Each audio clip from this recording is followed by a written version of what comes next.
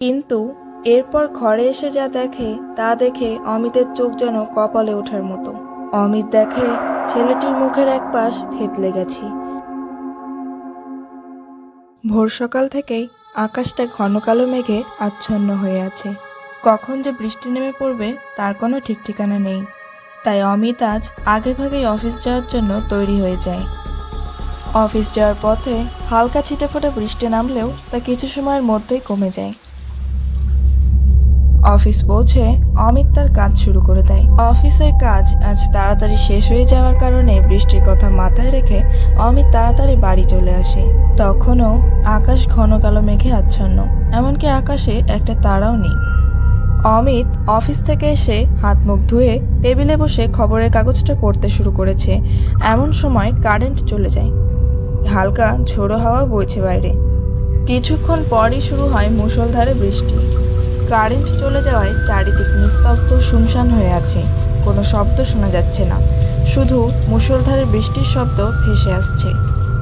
এমন অবস্থায় অমিত হেরিকেন জ্বালিয়ে অফিসের ফাইল থেকে হিসাবের কাগজগুলো বের করে দেখছিল সব ঠিকঠাক আছে কিনা। কিছুক্ষণ পরেই কারেন্ট চলে আসে, বৃষ্টিও তখন কমেছে। অমিত অফিসের কাজের একঘেয়েমি কাটানোর জন্য পাশের পাড়ার এক চায়ের দোকান নিতু কাকার চায়ের দোকানে যায়। নিতু কাকার হাতের বানানো চায়ের এলাকায় বেশ নামডাক।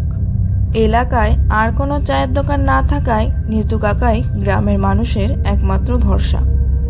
চায়ের দোকানটিতে গিয়ে অমিত বসল। কিছুক্ষণ পর পাশে বসে থাকা এক ভদ্রলোক বলে উঠল, এখন কি করো বাবা?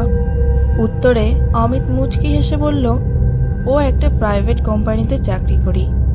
হঠাৎ অমিত একটি কথা শুনে চমকে ওঠে। পাশে ওর সামনে বসে থাকা দুই ভদ্রলোক গল্প করছে এক অস্বাভাবিক ঘটনা নিয়ে। অমিত সেই সম্পর্কে পাশে বসে থাকা ভদ্রলোকটির কাছে জানতে চায়।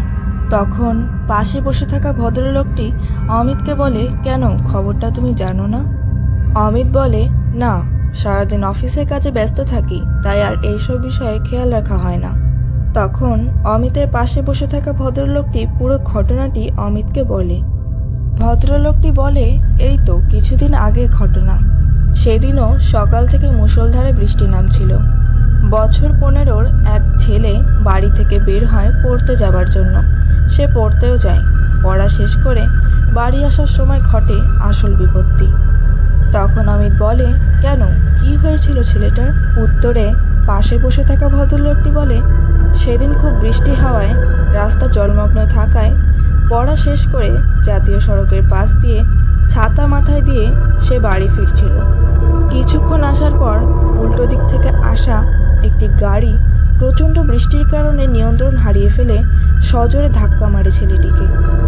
ছেলেটি রাস্তায় রক্তাক্ত অবস্থায় পড়ে থাকে। কিন্তু অবাক করা বিষয় হলো, বৃষ্টি কমার পর সেই স্থানে গিয়ে ছেলেটিকে আর কোথাও খুঁজে পাওয়া যায়নি। যাই হোক, এসব কথা ভাবতে ভাবতে অমিত বাড়ি চলে আসে। পরদিন রাতেও প্রচণ্ড বৃষ্টি হচ্ছিল, তাই অমিত সেদিন আর চায়ের দোকানে গেল না। অমিত তার স্ত্রী অনিতাকে ডেকে বলল, এক কাপ চা করে দাও না, মাথাটা বেশ ধরেছে। এরপর তার স্ত্রী চা করতে চলে যায়। চা করে এনে দিয়ে অনিতা রান্নাঘরে চলে যায় রাতের খাবার তৈরি করতে। এমন সময় দরজায় ঠকঠক আওয়াজ শুনতে পায় অমিত। মনে মনে ভাবল, এত বৃষ্টিতে আবার কে আসলো? অমিত দেখল অল্প বয়সের একটা ছেলে দরজার সামনে দাঁড়িয়ে থরথর করে কাঁপছে। তখন অমিত বলল, কি ব্যাপার, এত বৃষ্টিতে কি চাই, কোনো দরকার? উত্তরে ছেলেটি বলল, আসলে এখান দিয়েই যাচ্ছিলাম, বৃষ্টিতে আর চলতে পারছি না, তাই এখানেই এলাম। অমিতের কাল রাতে চায়ের দোকানে শোনা গল্পটি মনে পড়ে এবং একটু খটকা লাগে। কিন্তু পরক্ষণেই ছেলেটি বিপদে পড়েছে চিন্তা করে ভেতরে নিয়ে আসে।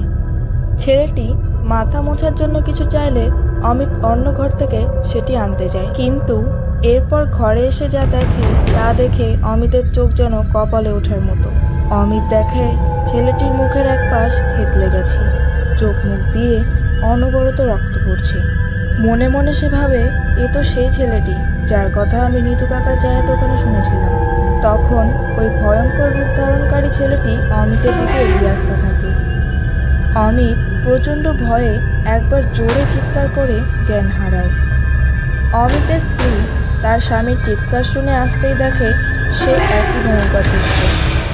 এরপর ছেলেটি রক্তাক্ত অবস্থায় ঘর থেকে বাইরে বেরিয়ে যায়। তারা এতটাই ভয় পেয়ে গিয়েছিল, পরদিন সকালে তাদের অবস্থা কিছুটা স্বাভাবিক হতেই তারা এই গ্রাম ছেড়ে চলে যাবার সিদ্ধান্ত নেয়।